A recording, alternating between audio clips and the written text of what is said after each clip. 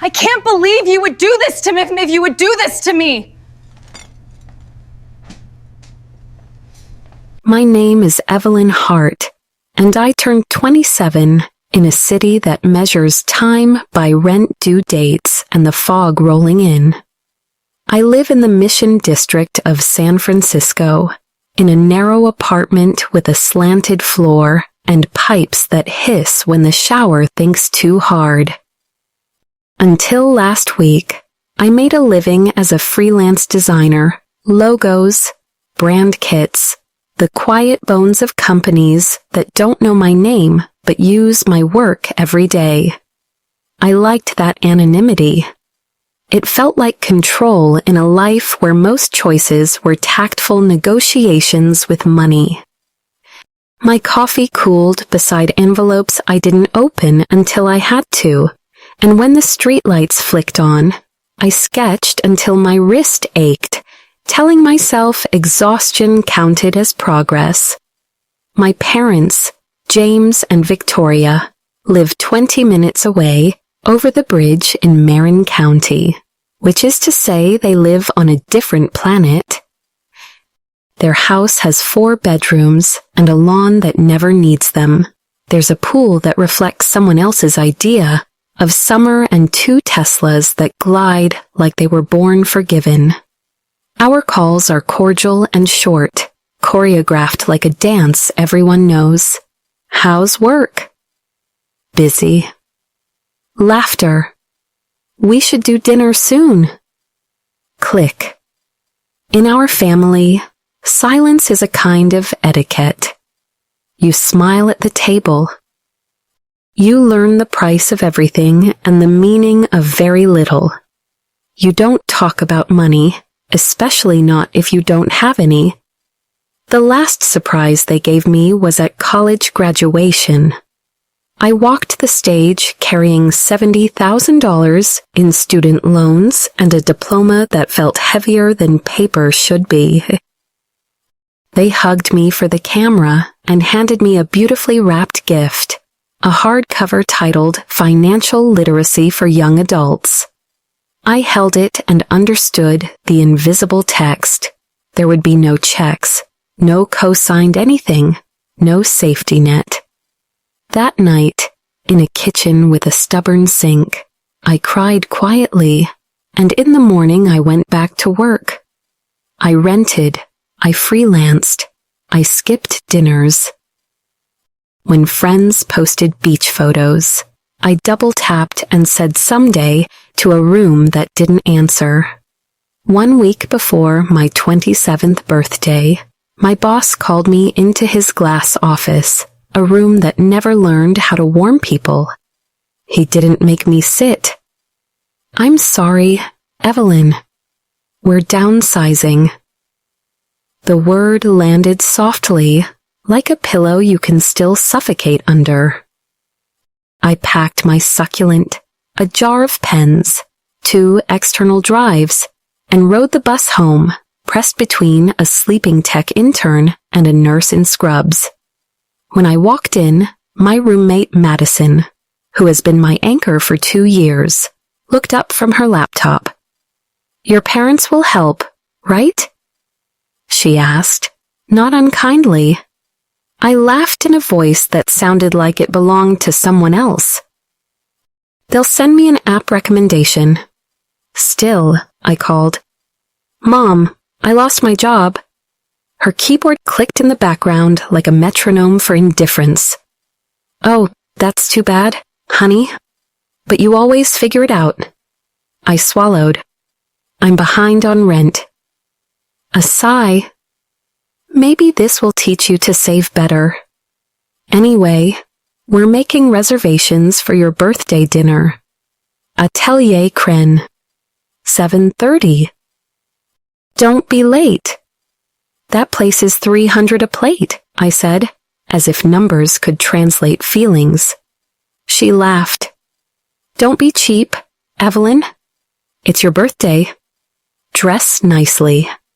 The line went dead, and I watched my reflection on the black TV screen. Tired eyes, lipstick from yesterday, hair pretending to cooperate. In my family, skipping dinner ranks somewhere between blasphemy and betrayal. I circled the date on the calendar like people circle court appearances. The week moved like a slow leak. I refreshed my inbox until rejection emails made a pattern. I edited my portfolio until it felt like sanding down bone. Every footstep in the hallway sounded like the landlord deciding something.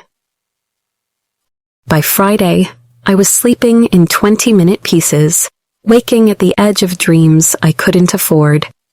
At 2 a.m., Madison found me hunched over my laptop.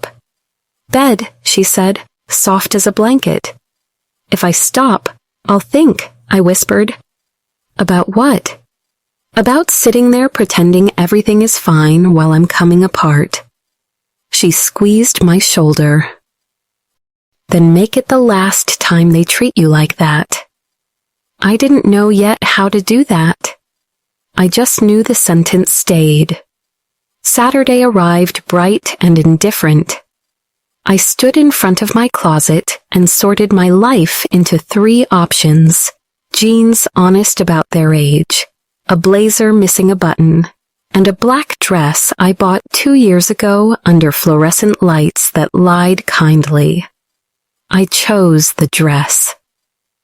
It still fit, more or less. On the bus, tourists wrestled shopping bags, a couple shared headphones, and a little boy fought a losing battle with a melting ice cream. Ordinary problems. I envied them. Atelier Crène is the kind of restaurant that turns light into flattery. The host greets you in italics. Sonne. My parents were already seated when I arrived. My mother in red silk that refused to wrinkle. My father in navy tailored beautifully to the life he chose. "Happy birthday, sweetheart," my mother said, air kissing both cheeks.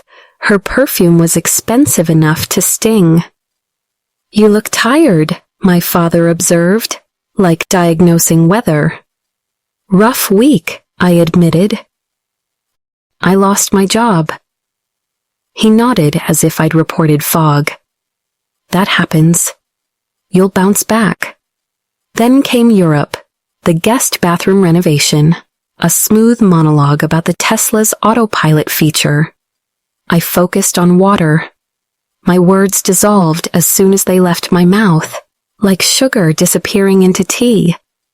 I hadn't ordered when the room changed. You could feel it, a ripple that moved table to table, the way a roomer wears good shoes. The maitre d' nearly tripped in his urgency to escort the newcomer. My grandfather, Robert Hart, silver hair precise as a habit, presence quiet enough to make noise yield, walked toward us. My mother's smile tightened. "Dad," she said, a full octave too bright. "What are you doing here?" "Celebrating my granddaughter," he said, and when he turned to me, something in my shoulders unclenched.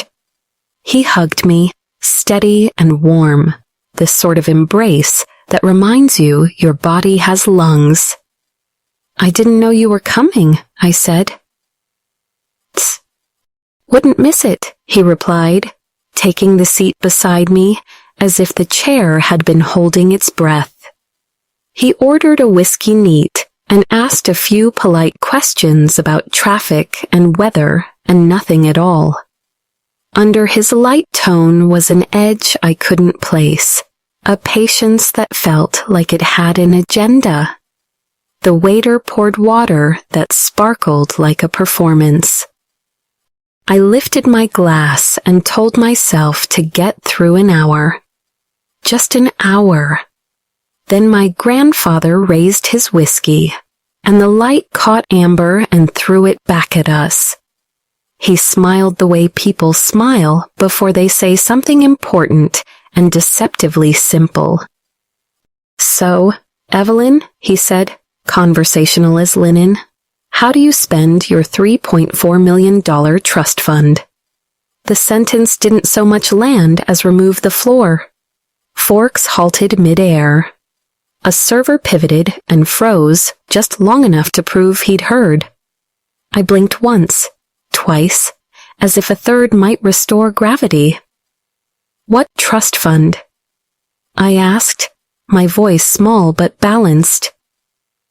Beside me, my mother's smile cracked at the edges like porcelain under heat. My father swallowed the way people do when they've just discovered glass inside a word. My grandfather didn't blink. The trust I set up when you were born, he said, too calm. Your parents were supposed to transfer it to you when you turned 25. Everything around us kept pretending to be normal. The chandelier hum, a laugh from the next table, a glass settling on linen, but the scene had already changed. The birthday wasn't a celebration. It was an audit, and I was the last person to be told the numbers.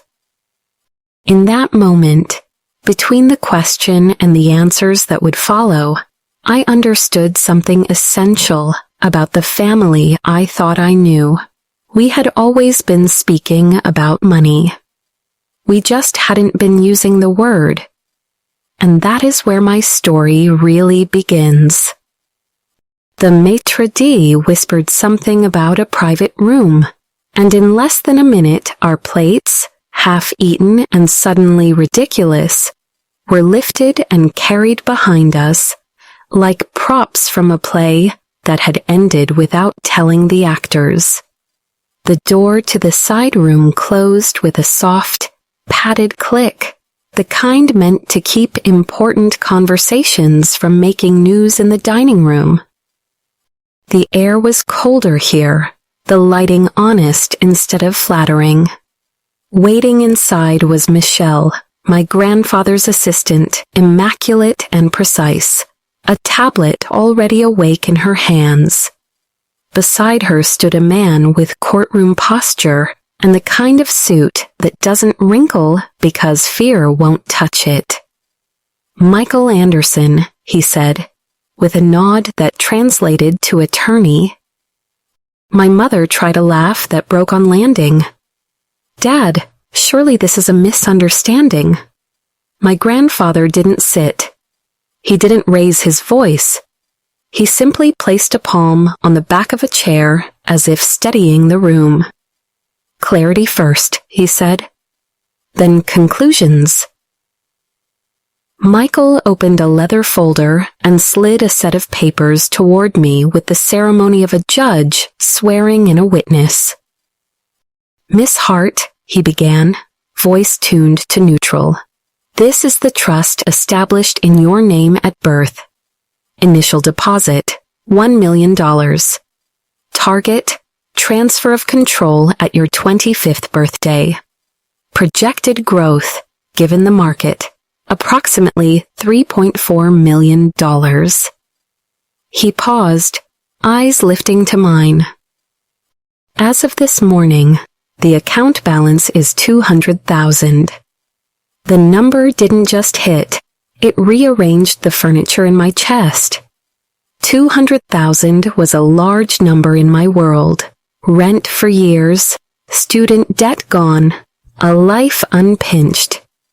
But in the context of what it should have been, it became a whole measured by what was missing. 25 years of compounding. 25 years of choices I didn't know I had. My hands hovered over the documents like they might catch fire. Where did it go? I asked. To the room, to the papers, to the people who taught me not to ask. Itemization, Michelle said softly, as if narrating for a camera. Her finger scrolled. Mortgage payoff, $450,000. 2 Tesla Model S vehicles, $280,000. My father's jaw tightened. They were necessary, he said, and even he didn't sound convinced. Home renovation, Michelle continued. 320,000. I thought of the tile my mother had rhapsodized about. Italian, hand-cut, imported, shimmering behind a guest toilet I'd never used. Investment into Victoria Hart Real Estate, LLC, 500,000. My mother inhaled, ready to explain the abstract nobility of entrepreneurship, but Michelle wasn't finished. Purchase of residential property in Malibu, 1.8 million. Title registered to James and Victoria Hart. You could feel it, the room lowering itself into truth. The list wasn't a list anymore. It was a confession with receipts. I flashed, absurdly, to the graduation gift, the book with its bright, clean promise of literacy. I saw my 22-year-old hands holding it over a sink that coughed and groaned. You gave me a book, I said, and my voice didn't wobble, while you were emptying an account with my name on it.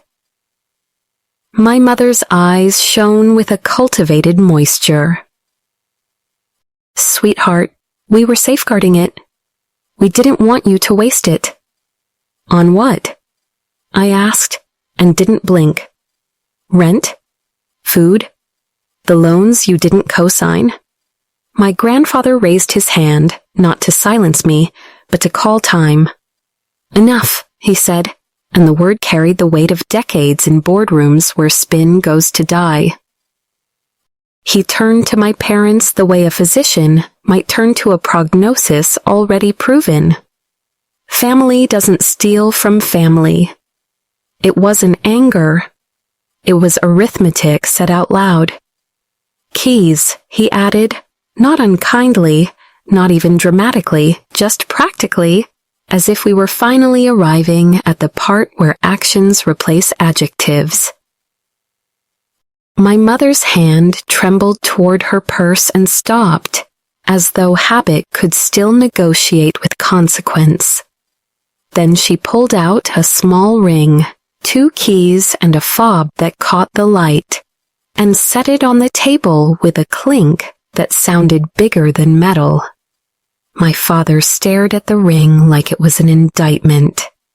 My grandfather slid it across the polished wood. It stopped in front of me, the way a puck stops against the edge of a rink, and in the silence I could hear my heartbeat inventing a new tempo. I picked them up. They were warm from her palm. I thought, these should have been warm from mine years ago. Michael cleared his throat. There will be a full audit, he said.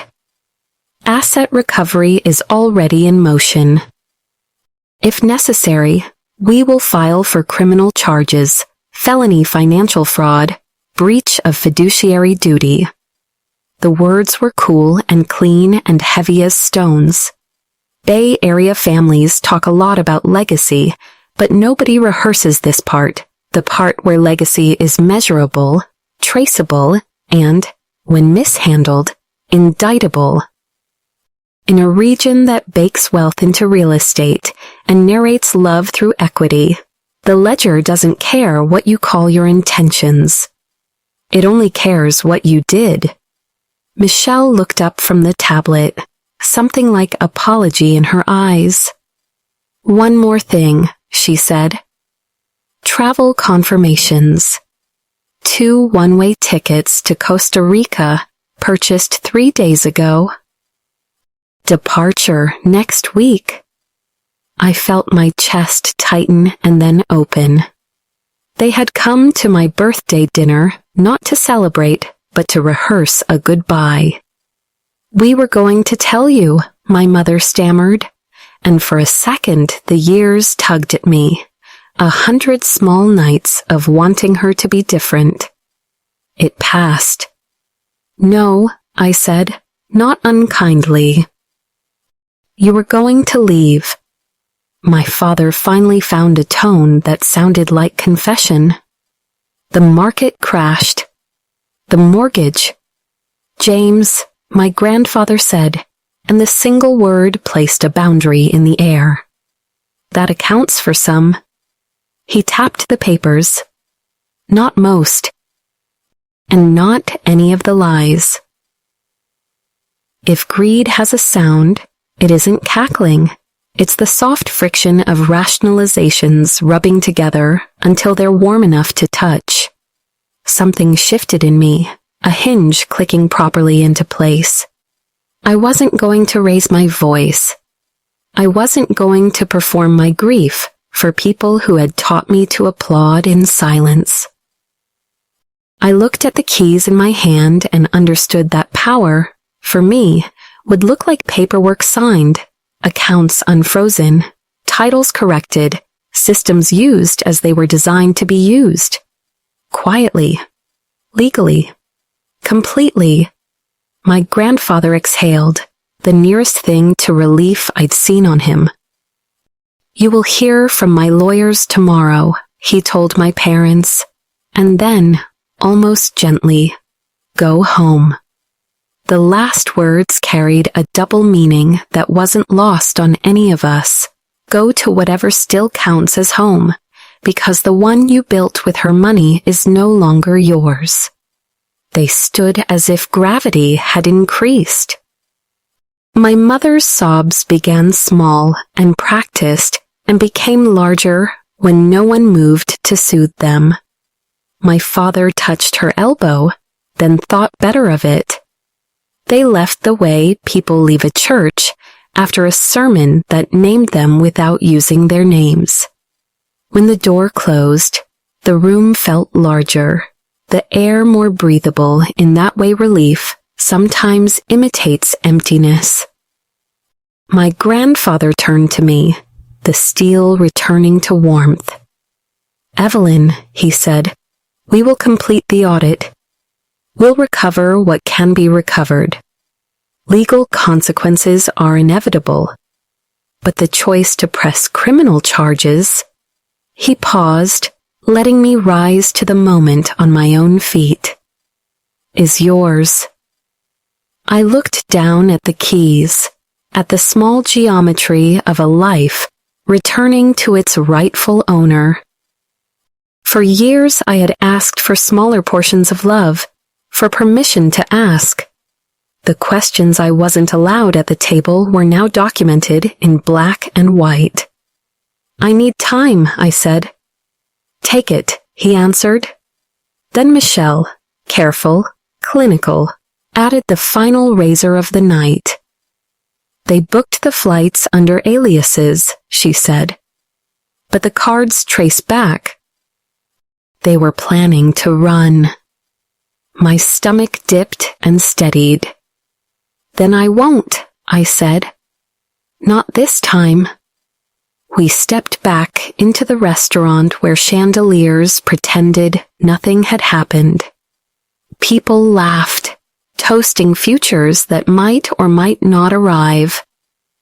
I walked out with keys in my pocket and a different posture, a new angle to my shoulders, as if the city had shifted its weight and I was suddenly standing on the side that didn't tilt. Outside, San Francisco's fog gathered itself like breath. I inhaled all the way down, and for the first time in a long while, the air belonged to me. 3 days later, I rode an elevator that felt like a measuring device for ambition, polished steel, soft lighting, a panel of buttons that went higher than my old rent receipts ever had. My grandfather's office crowned a glass tower that looked like it could slice the sky into dividends. The lobby smelled faintly of cedar and money that had learned to behave. Michelle waited with her tablet, posture exact, voice low. They're here, she said. Robert wanted you present. The doors opened onto sunlight and skyline, and for a strange second, I watched my reflection in the glass, the girl who once apologized for existing at dinner, stepping into a room that required no apology. They were already seated. My father looked 10 years older, an overnight collapse that grief imitates but guilt perfects. My mother's smile was lacquered on, cracking at the corners, the way expensive paint flakes when the wall beneath it leaks. My grandfather sat behind his desk like a man who'd retired from illusions a long time ago. The leather chairs, the antique clock, the quiet carpet, everything in this room had outlived excuses. "Sit," Grandpa said, not unkindly, and it sounded like the beginning of a deposition. No one spoke. We listened to the clock count an honest minute. Then my father cleared his throat, a man auditioning sincerity. "We didn't mean for it to go this far. We were trying to stay afloat." My grandfather's face did not change. "I understand greed," he said. "I built an empire by recognizing it early." The sentence stayed in the air, a calm diagnosis. My mother leaned forward, tears bright as staged lighting. "We love her, Dad. We were going to tell her. When?" Grandpa asked, and the word was a scalpel. "After you sold the Malibu property?" Silence did what silence does when truth arrives. It stepped aside. Michael Anderson, the attorney, approached with the precision of a man who knows he is bringing facts to a feelings fight. He set a stack of printed bank statements on the desk and slid a summary page to me. "The forensic audit is complete," he said, and I felt the phrase land like a gavel. "Every drawdown, transfer, and title change has been traced. Approximately $2 million have been recovered to date through asset freezes, seizures, and forced sales." My father blinked at the number as if it had entered the room uninvited. "Recovered?" he repeated. "We already—" "You didn't recover it," Michael said, not raising his voice. "Itikai, the law did." He walked me through the audit the way a surgeon narrates the operation, so you understand both the wound and the repair. It wasn't dramatic. It was meticulous. Wire transfers, cashier's checks, titling quirks, the slow bleed of management fees that spoke, in a dialect of theft polite society still pretends not to understand. "This meets the threshold for criminal liability," he said.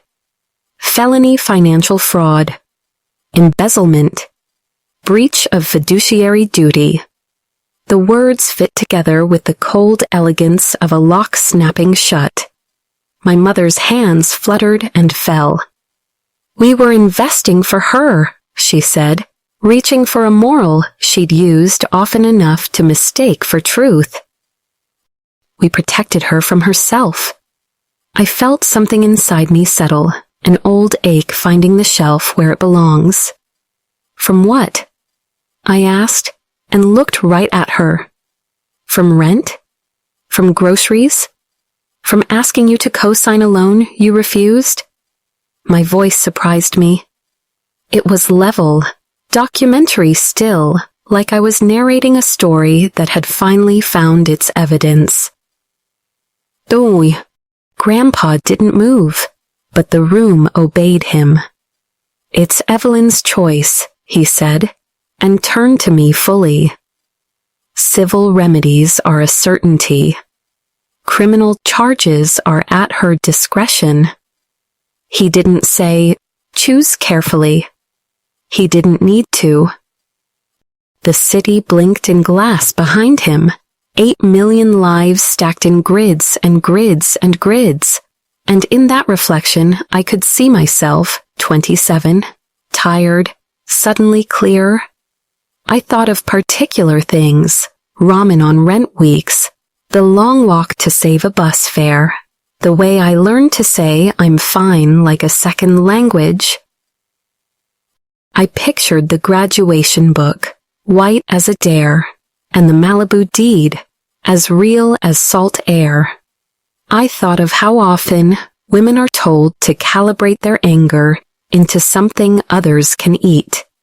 I thought of how my parents taught me silence and called it love. The difference between blood and character, Grandpa had said. I exhaled, and the choice arrived like a line drawn with a ruler. I won't run, I said, and the words felt like a verdict I gave myself. File what needs to be filed. Recover what can be recovered. If the DA believes this is criminal, I won't stand in the way. My mother gasped like a person meeting cold water. Evelyn, please, she said. We're your parents. Parents protect, I answered. No, they don't pillage. Michael nodded once to Grandpa, then placed a thinner stack in front of me. Transfers, he said. Keys, deeds, accounts returned to the beneficiary of record. I initialed and signed, the pen moving in small and neat strokes. It felt nothing like revenge. It felt like alignment, pages sliding into a binder they should have lived in from the start. Michelle handed me an envelope, property documents, Pacific Heights, under my name. She added a business card with 3 numbers circled. Escrow, building manager, and the inspector who will help you make sure nothing in that apartment belongs to anyone who paid for it with your money. My father stared at the table as if it might volunteer to carry the blame. Prison? He asked, and there wasn't bravado in it anymore, only the practical dread of a man who's run out of euphemisms. That's not our decision, Michael answered. That's the state's. My mother tried one more story. We did what any parents would do, she murmured. We made sure she wouldn't make mistakes. I met her eyes. You made sure the only mistakes that counted were yours. Grandpa stood then, slowly, as if standing were a ceremony. He crossed to the window and looked out at the city he'd spent a lifetime bending to his will. Justice rarely feels good, he said without turning. But it restores the floor. He came back, placed a hand on my shoulder, steady, warm, and addressed my parents with the last grace he owed them. You will receive notice of proceedings. Cooperate. Do not leave the state. It wasn't a threat. It was logistics. Security escorted them out, not with spectacle, but with the same quiet courtesy the building reserved for everyone who obeyed its rules. The door closed with a sigh. In the new silence, the clock resumed its honest work. I realized my hands weren't shaking. The keys in my bag made a small weight against my hip, proof that gravity could be fair. Michelle gathered the files. Michael checked his watch. My grandfather sat, finally, the years returning to his shoulders, now that the moment no longer needed to borrow from them. You did the hard thing, he said. Most people don't. I don't feel triumphant, I admitted. Good, he said. Triumph is loud. Integrity is quiet. On my way out, I paused by the glass and watched Market Street flow like a river taught by engineers. People hurried to meetings and meals and lives that were both fragile and durable, depending on which part you looked at. I pressed my palm to the window, cool against skin, and thought, this city didn't change. I did. Justice wasn't thunder. It was a signature. It was a door opening. It was deciding, once and for all, that I would no longer rent my worth from people who mispriced it. Downstairs, the lobby air felt different, as if someone had adjusted the oxygen. I stepped onto the sidewalk with a sensation I didn't recognize at first. Later, I would name it ownership. Not of a property with views, though that was now true, but of the narrative. The story was mine again, and the next chapter would be written in sentences that didn't apologize. Outside, the fog had started its slow bow over the bay. I walked toward it, not to disappear inside it, but because, for the first time, it no longer looked like a veil. It looked like weather, something to carry an umbrella through and arrive, still myself, on the other side. Pacific Heights announced itself before I reached the block. Sidewalks without gum, trees clipped into polite shapes, windows that looked expensive even with the shades drawn. The doorman checked the list and then checked my face. "Ms. Hart," he said, relief and recognition braided into the same syllable. "Mr. Hart mentioned you'd be coming." I signed something that looked official and felt ceremonial, then took an elevator that moved like a sentence that knows exactly where it's going. The apartment door opened with the soft, compliant click of money well spent. The first breath smelled like expensive candles and something citrus pretending to be simplicity. Staging had done its studied magic, neutral tones, textures that whispered, a coffee table with a book about modern design open to a page that looked like it had been born open. If a stranger had walked in and asked who lived here, the correct answer would have been someone with taste and time, and neither of those had been mine for years. I set my bag down and walked through the rooms slowly, like a person touring a museum of a life curated by someone else. The furniture matched itself like polite guests at a party. The kitchen's marble was the sort that photographs well in real estate listings. I ran a fingertip along the counter and felt the cool refusal of stone. In the primary bedroom, sunlight angled across a bed I didn't recognize, and a view I did, the bay, muscled and blue, lifting and lowering its breath in long, tidal sentences. It was beautiful in the way expensive things are beautiful, calculated, confident, certain of the lens. On the kitchen counter, tucked between a bowl of decorative citrus and a vase doing hard labor implying ease, lay a folder. Thin, practical, manila. Inside, a lease agreement. Names I didn't know, signatures I didn't recognize, a monthly rent that explained how my parents slept at night, cash flows singing lullabies. Behind it, deposit slips, email printouts, repair invoices addressed to James and Victoria Hart, owners. I stared at the numbers the way you stare at an optical illusion until two images appear at once. What's there? And the courage it took to pretend it wasn't. I laughed first, a sound that surprised me by existing. It started small and turned raw, the kind of laugh with broken edges.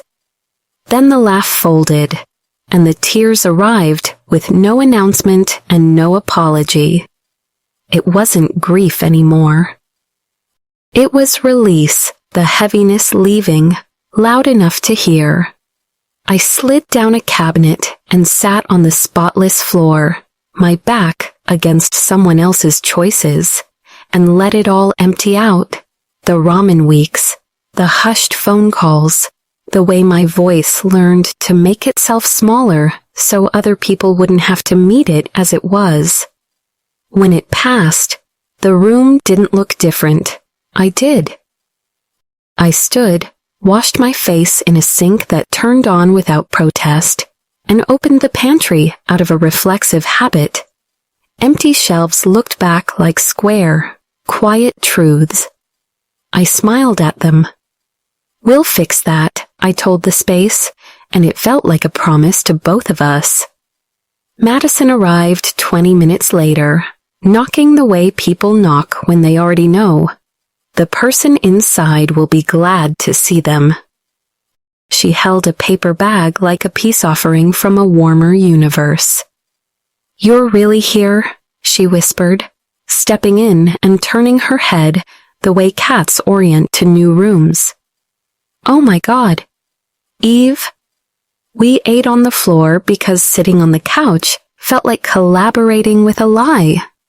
Takeout cartons spread between us, chopsticks tapping a slow, deliberate rhythm that steadied my breath. "So," she asked, mouth curved, "how does justice feel?" I tried a dozen words and picked the truest. "Quiet," I said. "Heavier than I thought, but quiet." We explored like kids in a model home they'd accidentally inherited. In the hall closet, an extra set of monogrammed towels, my mother's initials, not mine. In a drawer, a stack of menus from restaurants I couldn't afford last month and still might not want next month. In the office, yes, an office, a folder labeled utilities, bright with paid bills in my parents' names. Everything tidy. Everything incriminating. We found a small safe behind a framed print of a landscape too polite to be real. Madison raised an eyebrow. "Later," I said. "Let the locksmith have a fun day." The city darkened at the edges while the bay kept its slow pulse. I texted my grandfather. "Moved in? Thank you for fighting when I couldn't." The bubbles appeared almost immediately, like he'd been waiting with his phone face up on a table. "You always could," he replied. "You just needed proof." I stared at the words until they settled somewhere behind my sternum and became a second skeleton. Proof. Of what they'd done, yes, but also proof of who I was without their narrative. We tried out light switches and settled on a lamp that made the room look like it had read a book. Madison opened the balcony door and tilted her head into the fog. "You could buy this entire building now," she joked, only half joking. "I don't want more things," I said, surprising myself with how quickly the answer arrived. "I want more peace." The line sounded like something you embroider on a pillow and then forget how to live. I decided to make it a rule instead. I slept that night in a bed that felt like a question. Sometime near dawn, I woke, not with panic, but with a clean alertness, the kind you get when your body decides the danger has left. The apartment made its first nighttime noises, distant elevator purr, the soft exhale of HVAC, a car's polite horn far below, and none of them sounded like threat. I got up, made coffee in a machine that took 30 seconds to teach me, and stepped onto the balcony. The bay breathed silver. The city exhaled scaffolds and morning trucks. For a moment, I let myself count, not dollars, but choices. Each one a rung higher away from the person who apologized for needing anything at all. That morning, I worked, not as penance, but as practice. Emails to 3 clients who had been introduced via Grandpa's network, 2 early-stage startups in need of bones, and a legacy organization ready to grow out of its bad logo. I quoted rates that didn't make me flinch. I put boundaries in writing. I used a new signature line, Evelyn Hart, creative director. It wasn't a lie, it was a decision. Within hours, replies landed that didn't treat my labor like a favor. When I needed a break, I opened the lease folder again and did the arithmetic of stolen years. I made a copy for the lawyer and a copy for myself, then started a spreadsheet labeled Audit, Personal. It had tabs for everything I'd never allowed myself to catalog: income owed, time lost, the small economies of giving up, and the big costs of pretending it didn't matter. People call this kind of list-keeping obsessive. For me, it was an act of tenderness toward the version of me who had counted coins and called it budgeting, who had looked at price tags and called it discipline. The ledger wasn't about revenge. It was a record of return. In the afternoon, a building manager named Jorge knocked and introduced himself with a handshake that felt like we had both agreed to reality. He took notes, promised a locksmith in the morning, and asked if I wanted to keep the staged furniture or clear it out. Clear it, I said, and felt the relief of the word in my bones. We'll start with nothing and add only what belongs. He smiled. Good plan. Most people just sit on what's here and pretend it's theirs. I did that for years, I said. Different couch. After he left, I picked up the keys and turned the fob over in my palm. I thought about the Bay Area and the way money here isn't just currency but culture. About how trust funds are punchlines if you have one and a rumor if you don't.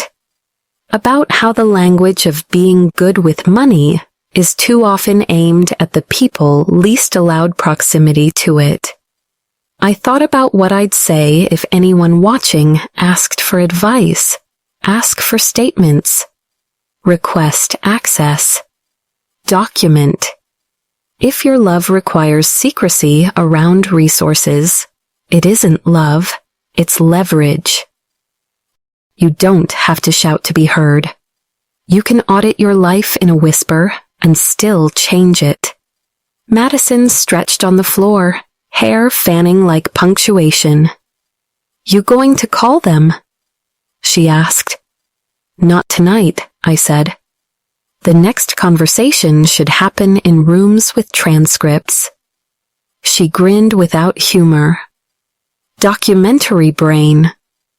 Survival brain, I corrected, though maybe they were the same. We watched the lights slide off the bay and leave the city with its own glow. For dinner, we ate the leftovers cold and didn't pretend to be civilized about it. Later, I unpacked one box, books, of course, and stacked them on the floor where a shelf would be. I set the graduation financial literacy book on top, not as a trophy, but as a teaching aid for a class I intended to pass with an A. Before bed, I stood in the doorway and took an inventory: one empty shelf, one cleared counter, one view paid for in full, one life returned to sender. The apartment finally looked like a place a person could live, not perform. I turned off the light and said goodnight to a room that, miracle of miracles, didn't say anything back. The quiet wasn't absence anymore. It was space. I slept. Not the sleep of the righteous. That sounds loud. The sleep of someone who signed the first page of a new chapter and closed the pen. Consequences didn't arrive like a siren. They arrived like paperwork, thick envelopes, certified mail slips, subject lines that began with notice of and ended with change. Over the next weeks, my phone chimed with briefings from Michael and steady check-ins from Michelle. The 2 Teslas that once glided like apologies were listed and sold. The Malibu house, whose listing photos looked like a movie about a life I didn't want, went to market, then escrow, then someone else's idea of happiness. Even the country club membership, which always sounded to me like people paying to rehearse belonging, was terminated and prorated, the refund a footnote on a ledger that finally knew my name. My parents moved into a roadside motel in Oakland, a place with a neon sign that had been repaired too many times to still be charming. Grandpa mentioned it in a voice that refused gloating. If anything, it sounded like a prayer for clarity. Court-ordered restitution, $500 a month. A fraction, symbolically neat and materially small, like the universe leaving a tip after eating most of the meal. I didn't feel satisfaction. I felt alignment, as if the world had been slightly out of level and a patient hand had finally slid a shim under the right corner. Meanwhile, my days began to learn a new shape. Mornings, fog over the bay, coffee that didn't taste like compromise, emails that didn't treat my labor as a favor. The referrals from Grandpa's network came steady but respectful. Introductions, not instructions. 2 early-stage startups needed brand spines. A nonprofit wanted to be legible without losing its heart. A neighborhood bakery with a line out the door needed a mark as clean as its croissants. I said yes to what fit, no to what didn't, and I priced my time like someone who had proof she existed. Madison and I built the apartment from zero. We returned the staged furniture and kept the echo for a week, just to hear what it sounded like when a space held nothing that wasn't ours. Then, piece by piece, we chose a dining table big enough for real conversations and small enough to prevent pretending, 2 chairs that admitted reading was a posture, a couch that welcomed naps without bribery, lamps that made evenings feel like pages. We bought a shelf and fed it our books. I found a used drafting table that creaked when it cared. The locksmith opened the little wall safe with theatrical efficiency. Inside were duplicate keys, old receipts, a velvet box holding earrings I didn't recognize, and a folded note in my father's blocky handwriting, an inventory of household items to be deducted that read like someone trying to turn air into assets. I gave the earrings to a consignment shop and the note to Michael. Work days ended earlier than they used to, not because there was less to do, but because there was more of me left after doing it. I walked in the neighborhood the way people do when they can finally afford to look up. Pacific Heights performed its well-kept quiet. Dogs that knew their names. Children shepherded by nannies with the posture of responsibility. Driveways learning the choreography of delivery vans. In the Mission, I'd loved the noise because it belonged to the living. Here, I learned to love quiet because, finally, so did I. I kept the audit personal spreadsheet, adding small lines that only I would ever understand. Hours recovered from worrying. Dollars saved by saying no. Even minutes spent watching the fog become weather instead of metaphor. People sometimes think auditing is about suspicion. For me, it became an act of care. If no one had been counting when the harm was happening, I would count now that the healing had a chance. On a Thursday night, Grandpa invited me to dinner at a place that didn't need to be seen, to be trusted, dark wood, white tablecloths, a waiter who addressed him by name with a respect that felt honest. He looked older than he had a month ago and lighter at the same time, as if setting a burden down had stolen a little muscle and returned a little breath. He asked about my clients and listened like a ledger that knew how to hold stories. When I told him I'd declined a contract that paid well but wanted ownership of my process, he smiled with the exact softness of approval and said, "There's a kind of money that costs too much." We didn't talk about the motel. We didn't talk about restitution beyond the necessary. He did say this, though, somewhere between the salad and a steak, he didn't finish. "You did what I couldn't do when I was young. I mistook peace for silence. You drew a line.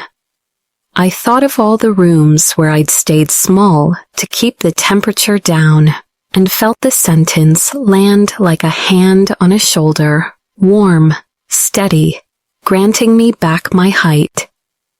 You taught me how to build the line," I said. I just used it.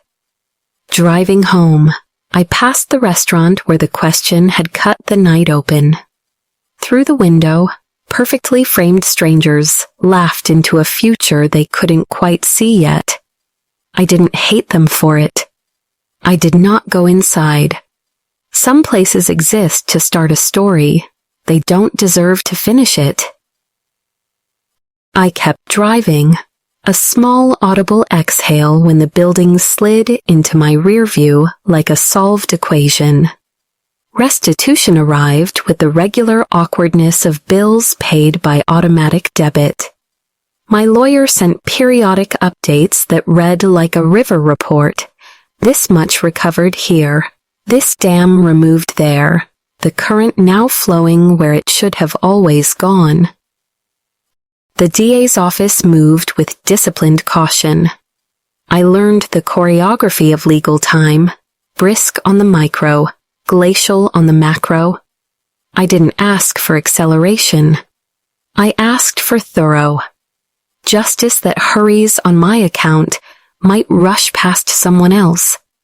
I could live with the pace of due process, especially now that I had a place to live in.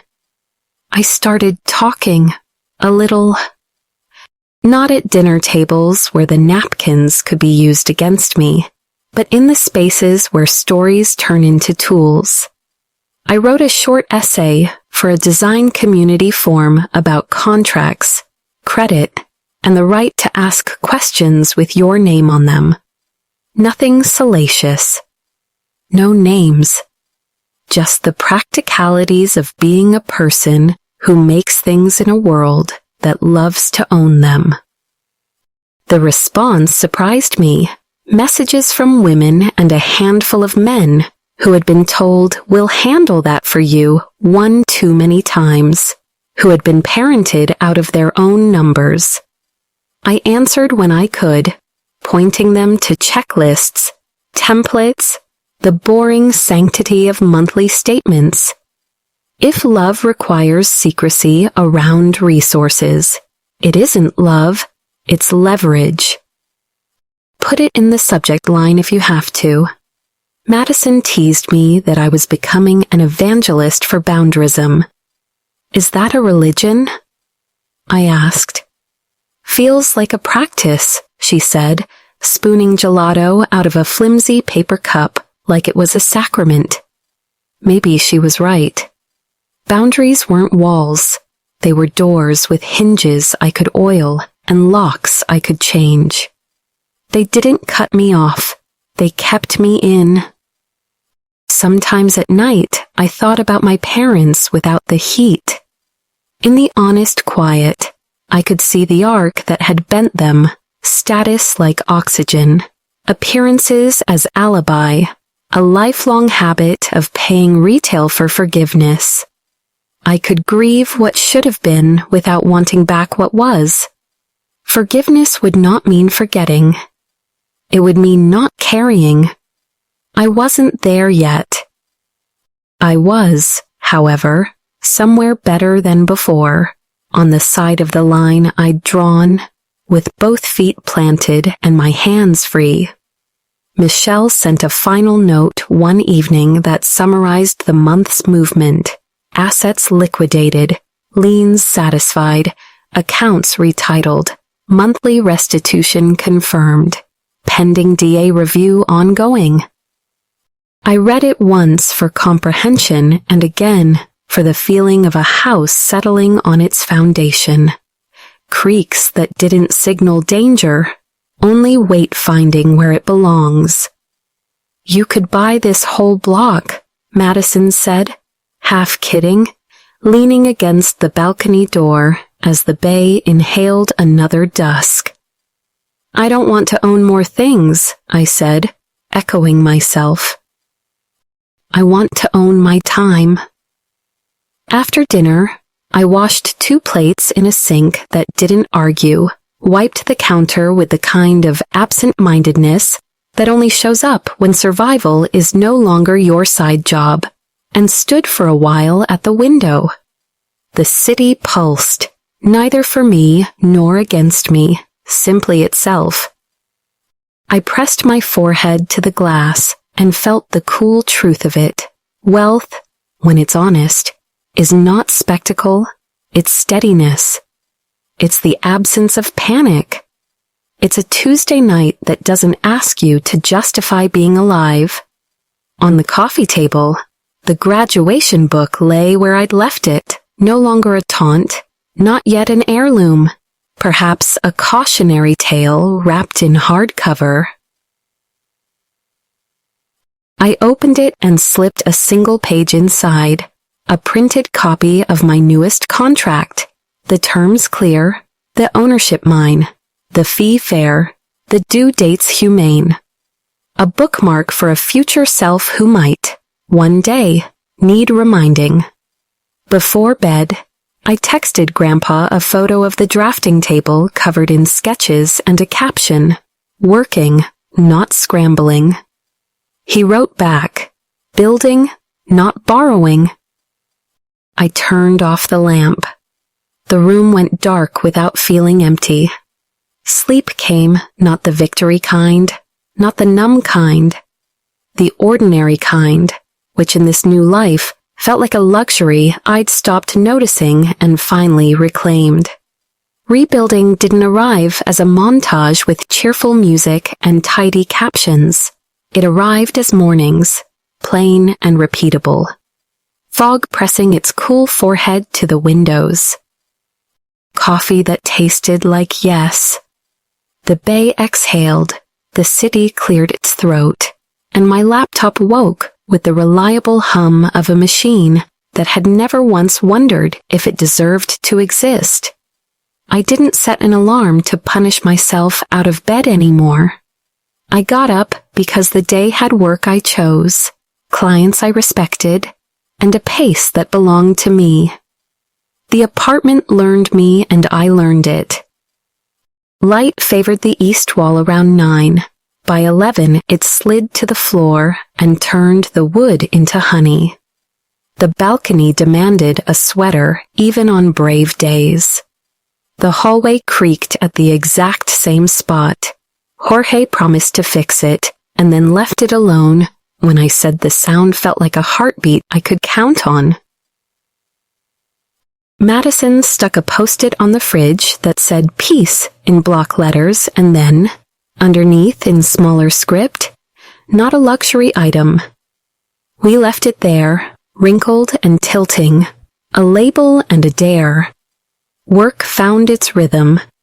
The startups wanted spines for their brands, not costumes.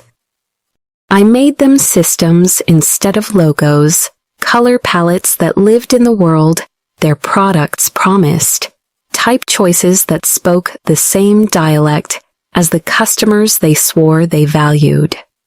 For the nonprofit, I drew a map between mission and message and gave them a toolkit that didn't need me to run.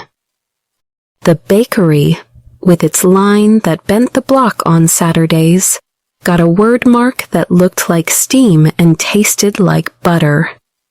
Every invoice I sent affirmed a small truth. I was not a favor. I was a professional. Money didn't flinch when it saw my name. On Wednesdays, I blocked an hour labeled admin plus audit, and no one was allowed to steal it, not clients, not emails, not the seductive crisis of other people's urgency. I reconciled accounts, filed receipts, and updated the audit personal spreadsheet with what would look like nonsense to anyone else. 20 minutes of dread I did not feel. 30 minutes of focused work reclaimed from spirals. One long exhale after a call in which I said that scope isn't included, and didn't explain why twice. It sounds pedantic. It was devotional. If harm had been hidden in the margins of numbers, then healing would live in margins too, recorded in a language the world could not discount. Boundaries became both furniture and foundation. No weekends unless we negotiate a premium, I wrote into my contracts, and then I lived it. 2 rounds of revisions included. After that, we price per hour. Clients nodded, surprised and relieved to be led. A founder sent me a midnight Slack with quick question, and I answered at 9 the next morning with, "Good morning, here's a thoughtful reply." He replied, "Got it. Appreciate the example." It felt like teaching, the kind that changes a room. I realized I had spent years educating people in secret and charging myself tuition. Now I would teach on purpose and invoice. Once, in the mission, I'd kept my head down and my ears open, absorbing what the city said about hustling. Move fast, burn through, sleep when you're dead. Pacific Heights speaks a different dialect. Perform ease, hide the cost, outsource worry. Neither language fits entirely. I kept what was true from both and discarded the rest. Move with care. Rest at full volume. Pay the bill that clears your head first. Some afternoons I walked down to the water and let the wind argue with my hair while my brain sorted through more complicated geometry. What forgiveness might look like if I ever chose it. What restitution meant when the amount the court ordered felt small against the harm. Whether holding a line and holding a grudge were cousins or strangers. I didn't rush the math. I told myself the truth I could hold. Accountability and compassion aren't mutually exclusive, but compassion is not a coupon code that makes consequences cheaper. The DA's office sent periodic updates through Michael.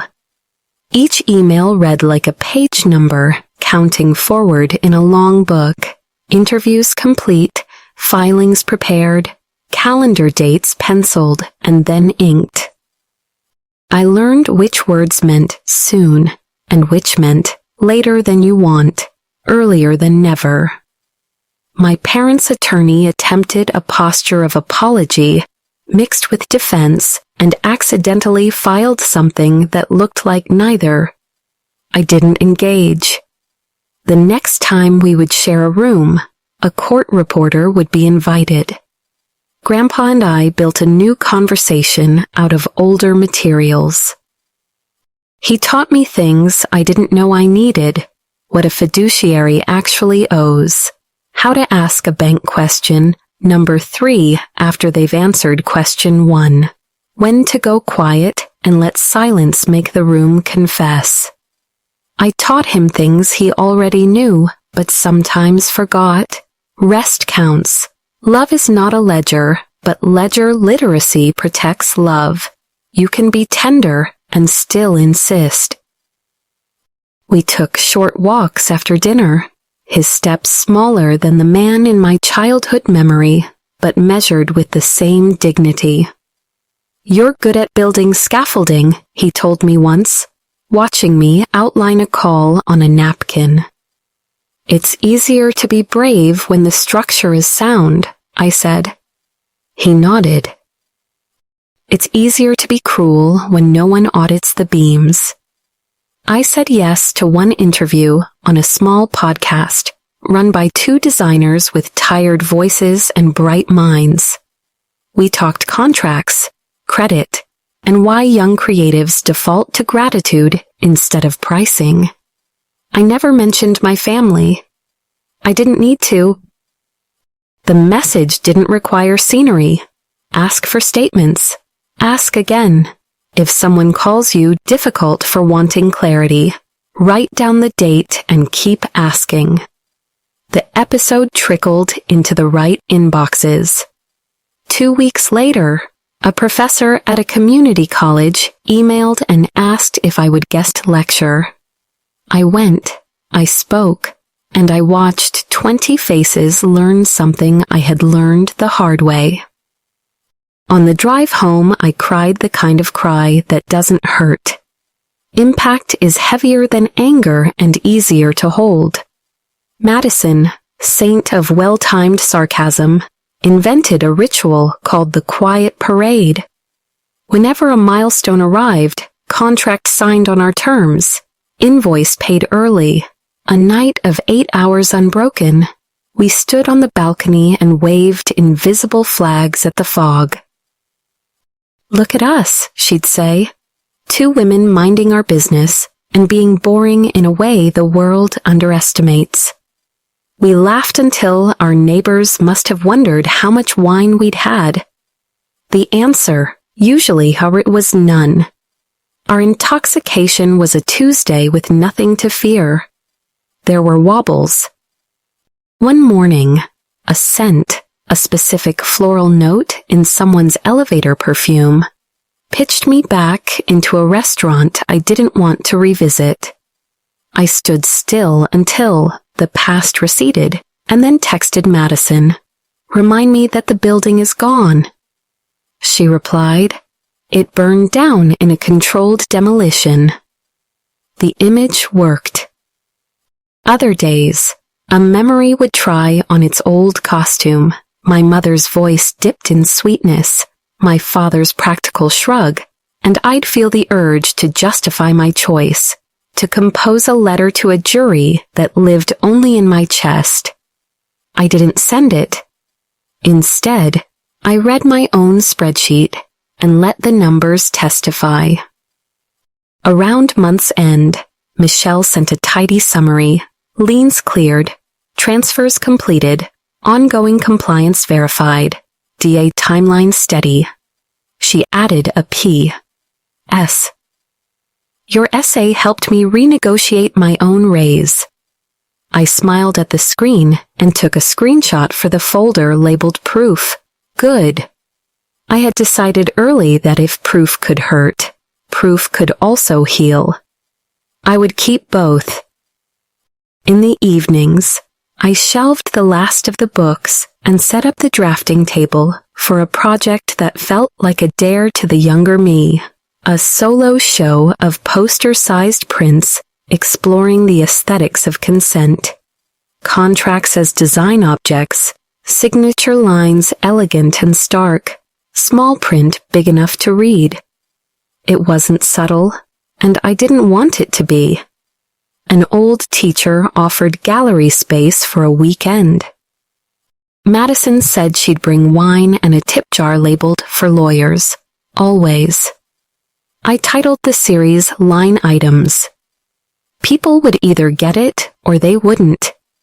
Either way, I'd made something loud from years spent quiet. Before bed, I wrote a list in a small notebook kept by the lamp.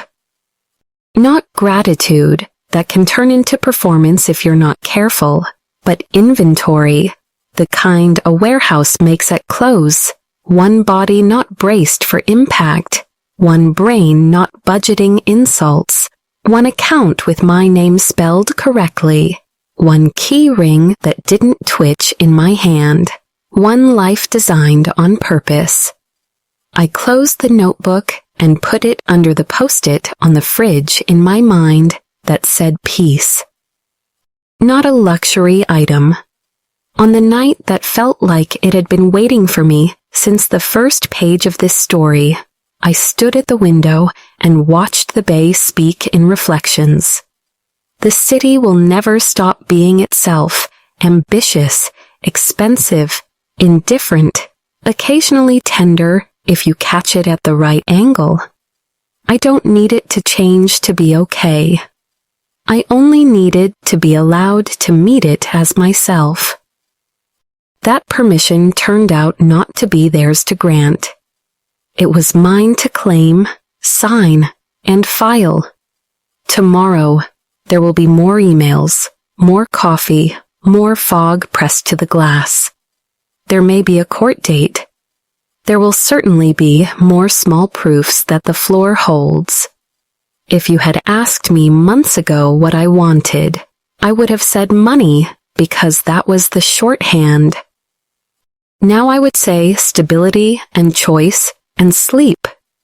The numbers matter. The ledger matters. But what wealth gave me, finally, was the absence of the question that had followed me into every room. Am I safe here? The answer now is simple and earned. Yes. I am safe because I know where I stand. The story isn't over, but the panic is. The quiet that remains isn't emptiness. It's a place to build. I used to think wealth was a number that could rescue you. Now I understand it's a structure you build with clarity, boundary, and people who keep their promises even when no one is watching. When I stand at the window and the bay turns the city into a mirror, I see a different version of myself looking back. The one who learned that justice is often quiet, that paperwork can be a prayer, that the loudest yes begins as a clean no. If you've followed me from a birthday that became an audit to mornings that became a life, you already know the shape of my ending. It isn't spectacle, it's steadiness. It's not anger burning hot, it's accountability cooling into form. It's keys that fit the right doors and a name printed where it was always meant to be. To anyone watching who recognizes the choreography, smile at the table, don't ask, don't make trouble, accept less and call it love, hear me. Silence is not loyalty, it's leverage for someone else. Ask for statements. Ask again. If the answer arrives with shame attached, that's not an answer, that's an attempt to keep you small. We grew up in a culture that confuses being good with being quiet, that measures virtue by how little you need. But needing nothing is not sainthood. It is often the result of being denied. Choosing yourself is not cruelty. It is the first act of care that makes every other kind possible. My parents now live in a smaller story. I don't celebrate that, and I don't wear it like a bruise. Consequences are not my revenge. They are the floor the world returns to when the furniture of excuses is moved out. I have room in me for grief, grief for what should have been, for the versions of them I once begged to meet. But I will not make a museum of the harm. I will keep one shelf labeled memory and fill the rest with books I've chosen, work I'm proud of, dinners with people who set down their phones and pick up the bill of being honest.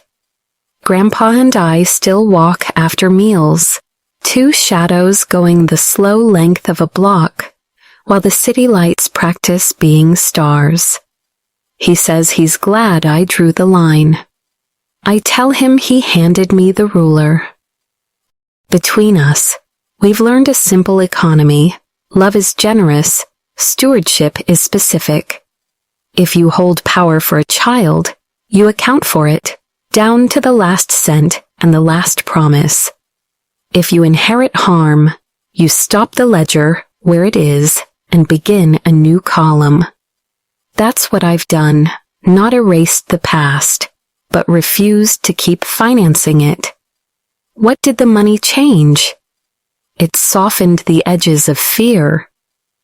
It gave me time, which gave me thought, which gave me choice. But what saved me were not the dollars. It was documentation and a decision. I saved emails like receipts of respect.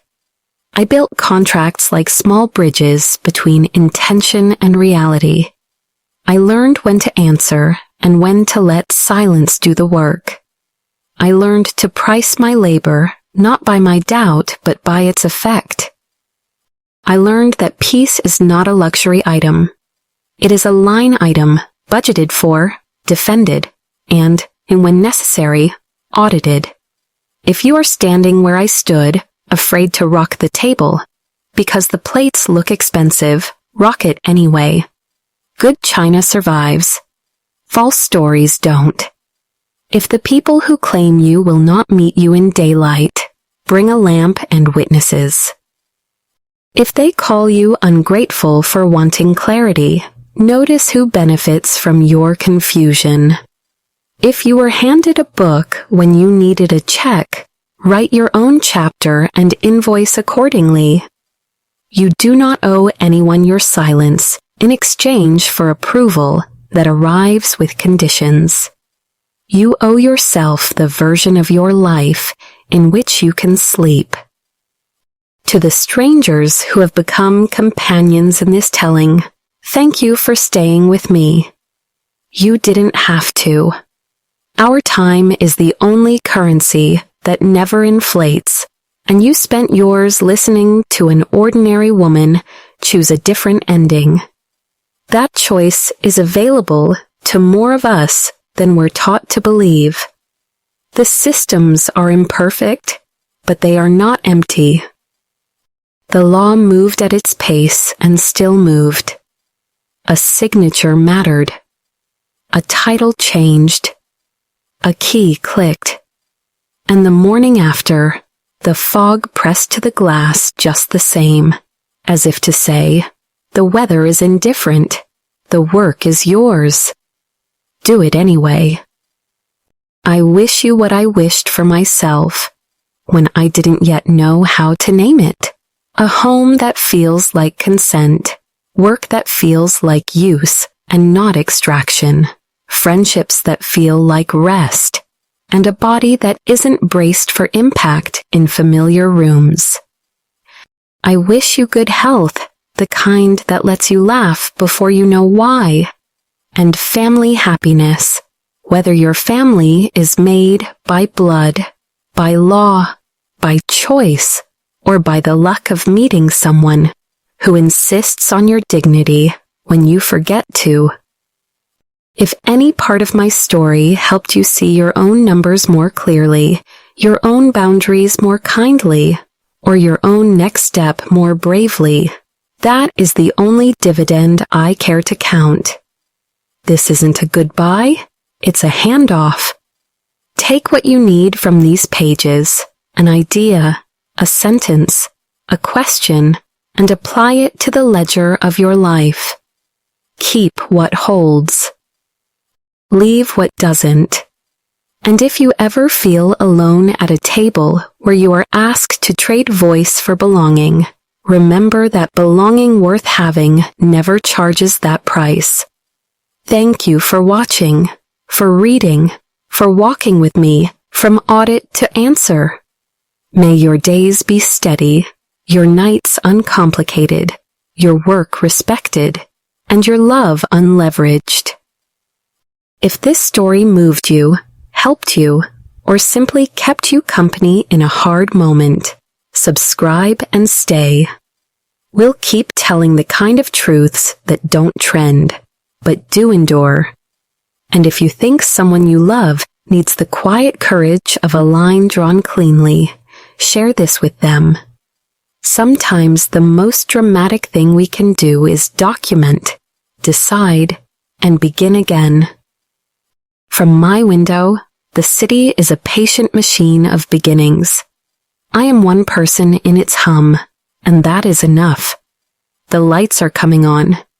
Tomorrow waits with its coffee, its contracts, and its weather. I'll meet it, unafraid, with keys that fit and a name that holds. Thank you, truly. Be well. Be safe. Be loved.